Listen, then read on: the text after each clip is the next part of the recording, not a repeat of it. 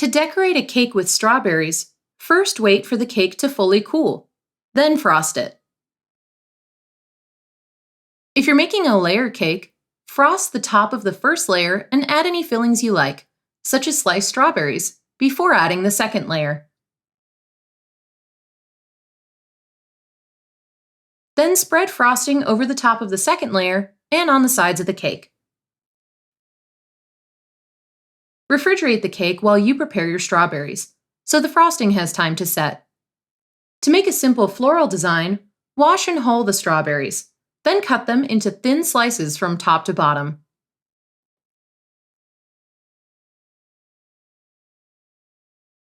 Arrange the slices in a circle on top of the cake, then make a smaller overlapping circle on the inside. Keep doing this until you have as many layers of petals as you like. Then place a whole strawberry in the center. To give your strawberry blossom a glossy look, heat 1 cup, 325 grams of fruit preserves in a saucepan over medium heat until they are smooth and runny. Then pour them over the strawberries. Get creative and try other designs if you'd like. For example, you can pipe frosting vines onto the cake and use strawberry slices as flowers.